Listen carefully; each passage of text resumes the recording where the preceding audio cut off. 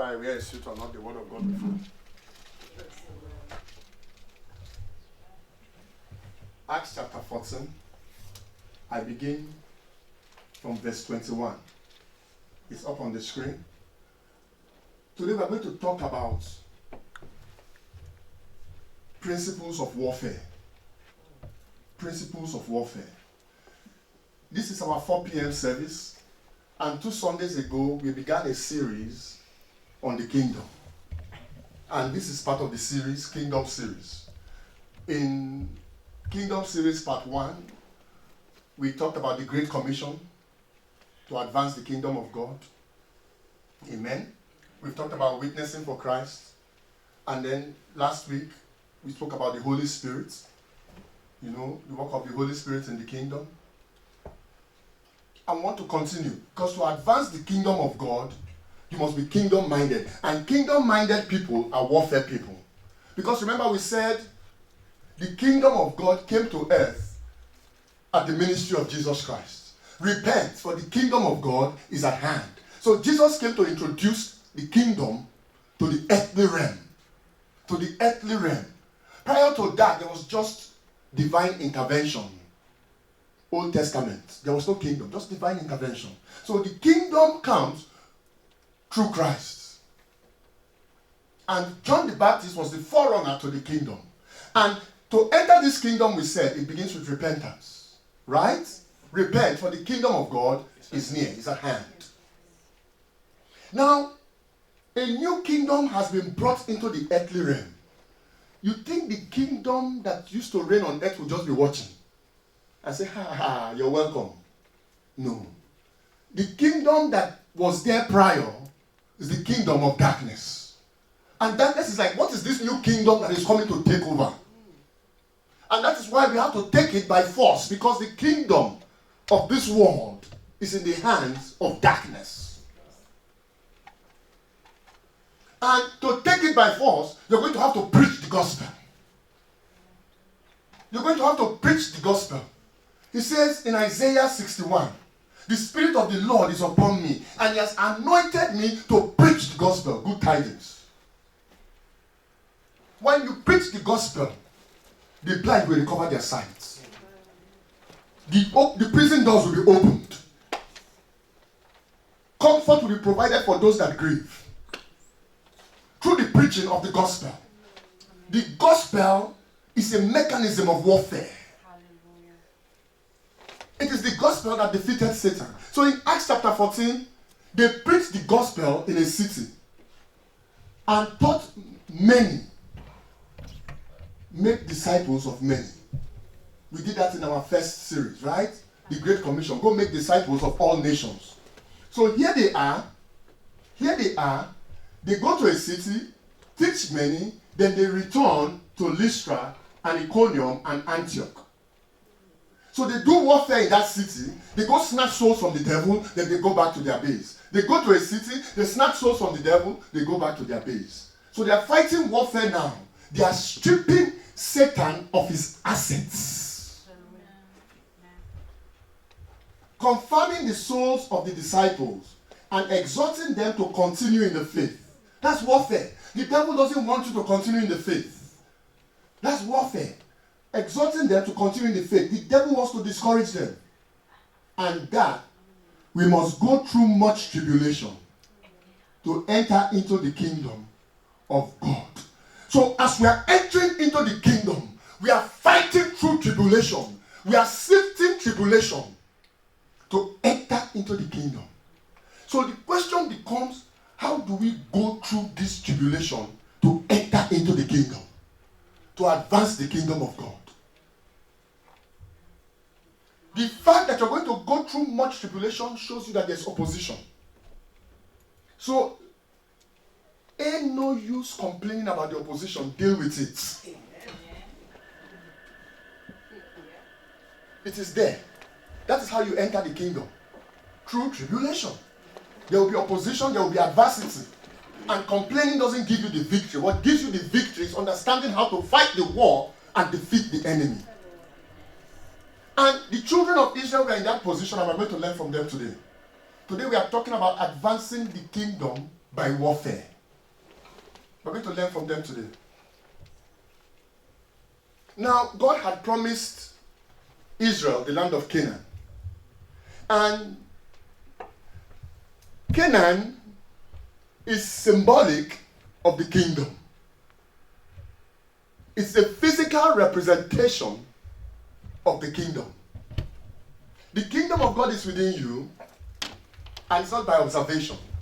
It's spiritual. Sit down properly. It's spiritual. And God had given Israel the commission to go take the kingdom. That kingdom of Canaan was in the hand of the Amalekites, the Jebusites, the Hittites, the Amorites, all the ites were in the. And they had to go and dispossess them to take Canaan. And that is the same way we have to advance against tribulation and opposition and adversity to take the kingdom by force. You got to take it by force. You see, the children of Israel, they were thinking that they will leave Egypt and they will just go to Canaan like that. They thought they would get Canaan on a gold platter. On a platter of gold. God said, no, I've given you Canaan, but you got to take it by force. And I'm going to teach you how to fight the battle so that you can take it by force. Many of us are fighting spiritual battle and we've not been taught how to fight. There is no serious country on earth that does not train its army. Even in peacetime, the army is being trained. Not to talk in times of war. So you must train yourself for the battle. And God says, relax. Let me be your teacher. Amen. I don't want you to learn from another man. Come and learn from me. I want to teach you today how to advance against enemy forces and get the victory. Let us turn to Deuteronomy chapter 20. Deuteronomy chapter 20. Thank God. Hallelujah. Today we are talking about advancing the kingdom through warfare. Deuteronomy chapter 20 verse 1.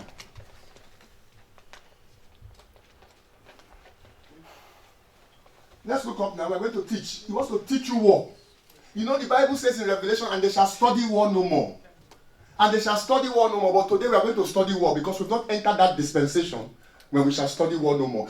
When all the enemies have been placed under our feet and we are at rest, there will be no need for war. But till then, we got to study war. Amen? Amen? And God wants to teach you today how to fight. Say, Holy Spirit, be my teacher. Be my teacher. Amen. When thou goest out to battle against the enemies. Can everybody see that? Yes. Not if. Not if thou goest. When thou goest out to battle against thine enemies. So you have enemies. And if you have enemies, you have to go out to battle against them. If you don't go out to battle against your enemies will bring the battle to you and they will defeat you. If you don't go out against your enemy in battle, your enemy will come against you. So the Bible says, when thou goest out to battle against thine enemies, you have enemies. And you have to go out to battle against them. And seest horses and chariots. So when you face the enemy in battle, you're going to see horses and chariots. And a people more than thou. Be not afraid of them. For the Lord thy God is with thee, which brought thee up out of the land of Egypt. So God is telling the Israelites, remember these are slaves. When they left Egypt, they didn't live with horses and chariots. They only left with the gold of the Egyptians. And the gold of the Egyptians, they squandered it making a calf, making an idol. So it's not like they had much when they were entering Canaan. They did not even have provision of food. It was just manna they were eating that falls from the sky. So it's not like these were poor, these were rich people. These were not rich people. And they are being called to fight an enemy that has horses and chariots. And a people that outnumber them. So when you go out against the enemy, you will see the enemy has horses and chariots and a great multitude. All that means is that the enemy has strength. The enemy's strength is your strength is no match for the enemy's strength. So if you're going to go out in battle against this enemy in your own strength, you are defeated.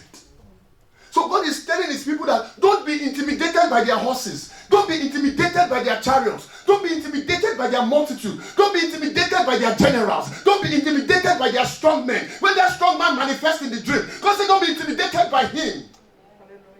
Go out to battle against that strong man.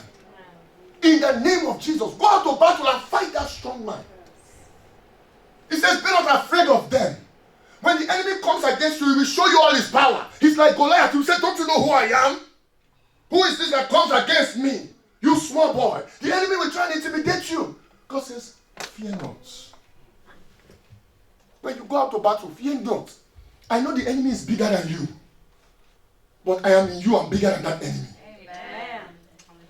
You must know who you are in Christ. People that advance the kingdom know who they are in Christ. They are not intimidated by opposition. They are not intimidated by that enemy that says you can't. When the enemy tells them you can't, you say, no. I can do all things through Christ that strengthens me. And right now, Christ is strengthening me to defeat you. Hallelujah. He says, don't be afraid of them. I'm the one which brought thee up out of the land of Egypt. And at that time, Pharaoh was the most powerful man in the world. Pharaoh was the most powerful man in the world at that time. So God is saying, if I could give you victory over Pharaoh, what makes you think that these Amalekites can disturb you? What makes you think that these Jebusites can hinder you? What makes you think that these Amorites can get the upper hand over you? If I gave you victory over Pharaoh, king of Egypt. He says, don't be intimidated by them.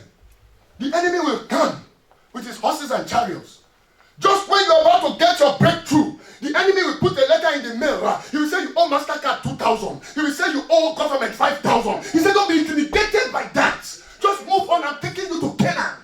You're going to advance the kingdom. They will send the letter. They will say you're in deportation. They will send the letter. They will say you're this, you're that. They're going to seize your goods. Don't be intimidated. It is too much tribulation that you enter into the kingdom of heaven. Too much tribulation. So tribulation will come. But he has provided the way for victory. Hallelujah. Verse 2. Hallelujah. Verse 2. Hallelujah. And it shall be when ye are come nigh unto the battle, that the priest shall approach and speak unto the people. So the people need to hear from the priest in the battle. The people need to hear from the priest in the battle. And the priest is going to speak to them the word of God. And my Bible makes me understand in 1 Peter chapter 2 that you are a priest, that you are a royal priest, that you are a royal priesthood. So if you are a royal priesthood, you carry the word of God. So the word of God in you must speak to you. Before you go into that battle, let the word of God minister to you. You can minister the word of God to yourself because you are a priest. David ministered the word of God. The Bible says, and David encouraged himself in the Lord. So you want to go into this battle, God says, let his word minister to you. So he called the priest to speak to the people. Because the people are seeing horses and chariots and a great multitude that outnumber them. So they need encouragement from the word of God. And the priest at that time was the one that carried the word. So this priest had to speak to the people. The word of God has to speak to you. So when you see the enemy, the word of God will speak to you. He will tell you, greater is he that is in you than he that is in the world. The word of God will tell you, if Christ overcame, you can overcome also. The word of God will tell you that all things will work together for good. To them that love him and are called according to his purpose. When the word of God begins to minister to you, you will say, yes. The enemy begins to become smaller. Begins to become smaller. Verse 3. So the priest had to speak to the people. Verse 3. And shall say unto them, hear, O Israel, ye approach this day unto battle against your enemies. Let not your hearts faint. Their heart wants to faint because they are seeing horses and chariots. Their heart wants to faint because they are seeing nuclear weapons and they don't have any weapon. He said, let not your hearts faint. Fear not. You want to go and fight spiritual warfare? Don't be afraid. Don't you know who is on your side? Fear denies the presence of God. When you have fear, you're saying God is not able. He says, fear not, and do not tremble. When Goliath stood up, Saul, the biggest man in Israel, and the Israeli army, they were all like, trembling before Goliath. Then one small boy came to serve his brother's food. He said, what's happening here? They said, these giants. David said, which giants? David had no fear. David did not tremble, and the giant fell down. He said, neither be ye terrified because of them. Why are you terrified to sleep because of them? Why are you terrified to move forward because of them? How can you say it's because of the devil you did not move forward? How can you stand before God and say it's because of the devil you've not done what he has called you to do? You can do what he has called you to do regardless of their intimidation. Paul had thorn in his flesh. That thorn in his flesh, in case you don't know, was a messenger from Satan. That means that thorn in his flesh reported directly to Satan. That's what it means. And regardless of that thorn in his flesh, he went to God and said, God, deliver me from this demon. God said, no, my grace is sufficient for you. He goes again, God, deliver me from this messenger of Satan. God said, no, my grace is sufficient for you. Regardless of the strength of the enemy, Paul wrote nearly all the epistles. Regardless of the enemy's strength, Paul went to Rome and he preached the gospel before Caesar. The enemy could not stop him. The enemy will not stop you. Amen. In the name of the enemy will not stop you. Amen. Don't be terrified because of them. 50 of them come to you in the dream. A bus load, a train load come to you in the dream. Don't be terrified because of them. You stand up and say, in the name of Jesus, I rebuke you, devil. Hallelujah. Neither be ye terrified because of them. So it is the priest telling them that. Because the priest is the one carrying the word of God. Now you are a priest. You are a royal priesthood. You also carry the word of God. Now that you carry the word of God, you need to speak the word of God to your spirit. If you don't study the word of God, when battle comes, you won't even know what to say. Remember, the word of God is a sword. And if you don't study the word of God, your sword will be blunt. Verse 4. Advancing the kingdom by warfare. Verse 4. For the Lord your God is he that goeth with you. You are not going alone against this enemy. The Lord is going with you to fight for you against your enemies, to save you. The Lord is going with you. This is the Old Testament. Now we have a better deal. Not only is the Lord going with us, the Lord is in us. He's inside us. We are God carriers. We are his vessels. We are his containers. So he says, the Lord, your God, he will go with you. So if God is going with you, why are you afraid? It is through that tribulation that you enter into the kingdom of God. Jesus tells his disciples in John 16 verse 33, he says, in this world you will have tribulation. But in me you will have peace. Amen. Take heart, I've overcome the world. Right? So there's tribulation. Tribulation can come in the form of sickness. It can come in the form of death. Come in the form of spiritual attack. It can come in any form. But you must know that God is with you. So the priest is encouraging the people to fight against the enemy because God is with them. Who is with you? Some of us are fighting battle and we are thinking that it is our connection that is going to save us. We're saying, if only that prince will remember me, my trouble will be over. Oh, if only God can put it in the heart of Pharaoh to remember me. And that guy and I helped him 10 years ago. Now he's a millionaire instead of him to help me. Oh, if only this millionaire can help me, I won't have problems again. No, it's not the millionaire going with you to battle. You don't need that millionaire. It's not him that will save you. He's not the millionaire that will save you. Who will save you is the Lord. The Lord your God will save you. Hallelujah. Who is he that puts his trust in the arm of flesh? You're in the battlefield and you're trusting the arm of flesh to deliver you. You're wasting your time. That arm of flesh has his own battle he's fighting. It may be different from yours. And you're saying to that person, oh, when I needed you, you are nowhere to be found. You don't need to find that person. You need to find God. You need to find God. That person is not your savior. In fact, God will even make that person turn his back on you. Because God goeth with you to fight your enemies. But if you don't know God is with you, and you quench the spirit's fire, on the day of battle, the enemy will look. You say, God is sleeping inside this person. You know, God can sleep. That's why we say, God, wake up and the enemy will scatter. Let God arise. You follow me? Because Jesus was sleeping on the boat. Storm came, they had to wake him up. Master, wake up, wake up. Carry us not down that we perish. So you must know who is in you to fight this warfare.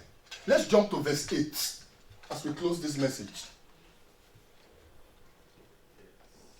Deuteronomy 20, verse 8.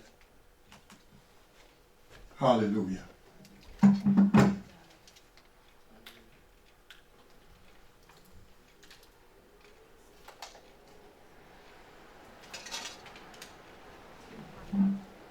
And the officers shall speak further unto the people. Everybody say officers. These are like captains, leaders. And these are the men, right? Every army has officers and men, right? So now the officers shall speak unto the people. In warfare, you must know how to submit to authority. Hello? You want to win the battle, God is teaching you today. He said you want to fight that battle, submit to authority. Because all authority is ordained by God. If you don't submit to that authority, you're rebelling against God. And the officers shall speak further unto the people, and they shall say, what man is there that is fearful and faint-hearted? Let him go and return unto his house. Hear what is happening? We're about to go and fight warfare. When you're going to fight warfare, and you need people to stand in the gap with you, don't get people who are fearful and faint-hearted. When you're going to fight Goliath, you don't need to call people that are fearful and faint-hearted. Because if you call someone that is fearful to pray for you, say, hey, I don't think this is a good idea. Are you sure God told you? What if it is not God's will? Hey, why don't you take it easy? So the officers is saying, if you're fearful and faint-hearted, please don't fight this battle. Go back home. Go back home and sit down. Because this battle is for those that are ready to take it by force. The fearful and faint-hearted cannot take it by force. Those that can be easily intimidated cannot take it by force. Hallelujah. So he says, what man is there that is fearful and faint-hearted? Let him go and return unto his house, lest his brethren's heart faint, as well as his heart. Because people that are fearful and faint-hearted are toxic. They are very toxic. And they can spread their toxicity to others. All it takes is one fearful person in the midst to say, this battle pastor is saying we should fight. Is he sure other churches are not fighting this battle and they are prospering? No, pastor is saying we should fight this battle. What if this can scatter the church? This can do this. And before you know it, that cancer starts to spread. It starts to spread. And the officers don't want that to spread. They don't want that to spread because it will affect the strength of their army. They don't want that to spread because it will affect the unity of their army. So he says, if you're faint-hearted, you can't fight this battle. Go and sleep at home. Go and sleep at home. And that is why many of us are still sleeping at home. That is why when many of us, the trumpet sound, we are still sleeping. The alarm sound, God blows the trumpet. He said, come out for battle. We're not ready for that. But it is too much tribulation that you enter into the kingdom of God. So he says, lest his brother's heart faint as well as his heart. Are you an encourager? When the brethren see you, are they encouraged? When the brethren see you, do you pump faith into them by speaking the word of God? Faith cometh by hearing, hearing by the word of God. Or do you speak another word to the brethren? If you are coming to this ministry to speak another word, just like the officer said, stay at home. Stay at home. Lest you spread that word and it defiles the whole assembly. Stay at home. So you want to be a man, a woman, that when you speak, the body of Christ is strengthened and ready to engage in warfare against the enemy. That when you speak, people are no longer intimidated by the horses and chariots and the multitude, the strength of the enemy. But you need a word. You see, before they went into this battle, God had to raise up a priest to give them a word. When you have the word, you have the sword. When you have the word, not your word, his word, and that word becomes alive in your heart, there is no power on earth that can subdue you. But you will have to go through the tribulation. You cannot go around it. You cannot jump over it. You cannot catch a plane and fly over it. You go through it. And Jesus, who for the joy that was set before him, endured the cross, scorning his shame. You will have to do the same. Go through it to advance the kingdom. In closing, there's a Christianity being preached today that says, oh, you will never suffer again. Now that you've accepted Christ, oh, you will never suffer again. That is not what we read in Acts chapter 14. We read something different. That is not what we read in John chapter 16, verse 33. We read something different. So where is that Christianity coming from? That Christianity that says God will give you a mansion, a big mansion, that's great. Me too, I like mansion. God will give you Rolls Royce, He will give you all that. The problem is that when God gives you Rolls Royce and big mansion, and they say, come and fight, you say, what will happen to my Rolls Royce if I die in this battle? My big mansion. My big mansion. And I prayed, I fasted 21 days for this mansion. And they say, come to battle. What if I die like Uriah in the battle? Somebody hear what I'm saying? So because of these things, instead of fighting the warfare, we begin to shrink back. And these things are not necessarily evil. They are blessings. But if a blessing can hinder you if you're not careful from fighting in the war. Can you take us to verse 5? Still in Deuteronomy 20. Verse 5.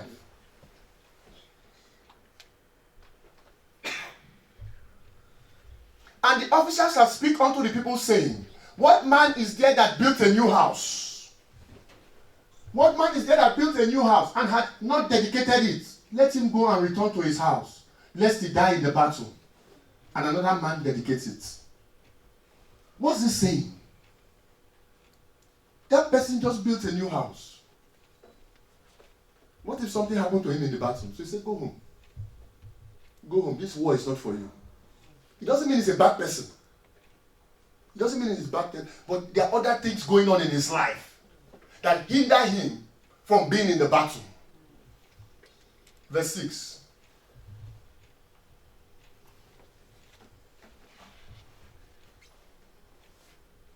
And what man is he that had planted a vineyard and had not yet eaten of it? Let him also go and return unto his house, lest he die in the battle and another man eat of it. Vineyard is a blessing. But you must be careful to make sure that your blessing does not hinder you from the war. Verse 7.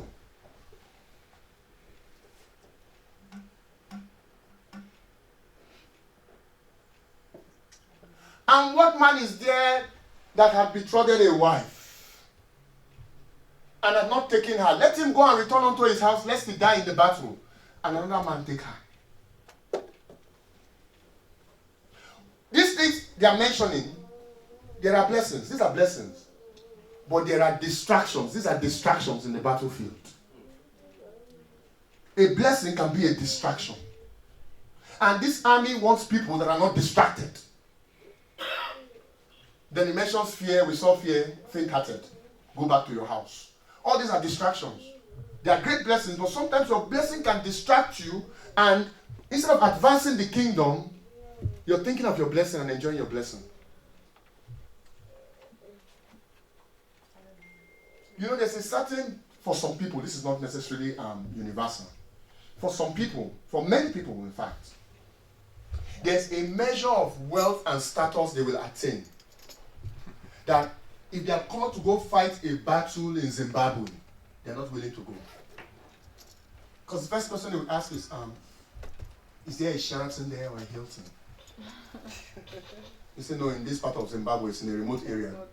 There are just 6 huts. And you stay in hut number 3. You say, what? No lights. No light, no electricity. Distractions. And the reason why they can't fight in that battle is because they are looking at what they have and comparing it to what is lacking there. So the Lord is giving us wisdom for the days ahead. There's going to be tribulation. It doesn't mean that God does not love you. It does not mean that God is not answering your prayer. What it means is God is preparing you for the kingdom. Because that's how you enter the kingdom. When you get to the door of the kingdom, they will check you. They say, where's your ID? Bring it up. They will say, wow, 75 tribulation stamps. Praise God, enter. Some people will get there, they will look at their ID and say, you don't even have any tribulation stamp. Go back and get your tribulation.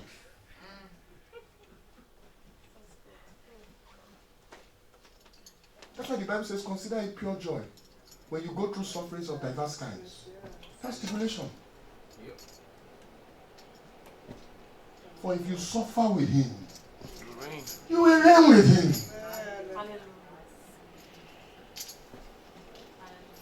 I have my share of tribulations.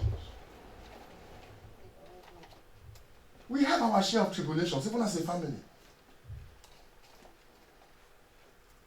But we are pressing on. It comes with a cost, but we are pressing on to advance the cause of Christ. It says, let's be kingdom minded. Don't worry about their horses and chariots. Don't worry what they are doing to you in the dream. Just fight them. You're called to fight them. They will fight back, but don't be intimidated by what they are doing. They touch you in the dream, say, get your hands off me in the name of Jesus. When they want to touch you in the dream, remember what pastor says, don't touch me. You see them here when they want to touch us. I say, hey, don't touch me, don't touch me. When they come to you like that in the dream, say, hey, don't touch me. Don't touch me. How dare you defile me? I'm a temple of the living God. And you begin to chase that demon out. If they attack you, that means two things. At least it means you're in the battle. Praise God. Right? They don't attack you, that means you're not fighting battle. Right? It also means that you're significant. That means you're carrying something that the enemy doesn't want you to carry. Or you're about to get something he doesn't want you to get. If they attack Jesus Christ, they attack Paul, what makes you think they can't attack you? In fact, they even attacked Paul to the point that he wrote to the church in Thessalonica that often I wanted to come to you, but Satan hindered me. It was my desire to come to you, but Satan resisted me. So what makes you think we are different? Some battles you will be resisted. Some battles you may not see victory on this side of eternity, but you will enter the kingdom. Amen. God bless you. Amen. In Jesus' name. Amen. Praise the Lord. We are kingdom goers, kingdom getters, kingdom advancers. In the name of Jesus. Father Lord, we thank you, oh God, that as we fight the good fight of faith, that you're in us and you're with us. Lord, we shall not be intimidated by the enemy's devices. Lord, we thank you that we have the victory in Christ Jesus. Lord, we shall not be distracted by blessings. We thank you for our blessings. Lord God, we shall not be distracted by them. We shall fight the good fight till thy kingdom come. Lord, we consider it pure joy to go through trials of diverse kinds. Father, even amidst the tribulations of this world, we are pressing on towards the mark of our high calling in Christ Jesus. We thank you. We give you all glory, honor, and praise. In Jesus' name, amen. Amen. Praise the Lord.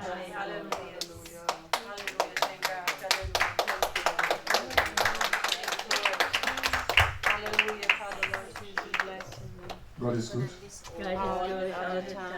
This message was preached from my new book called 366. Not 666. Before you go and say Pastor says 366. 366. Not 666.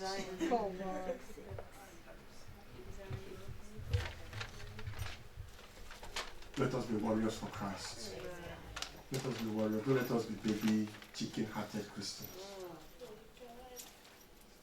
Hallelujah. We're going to raise up the Lord's offering.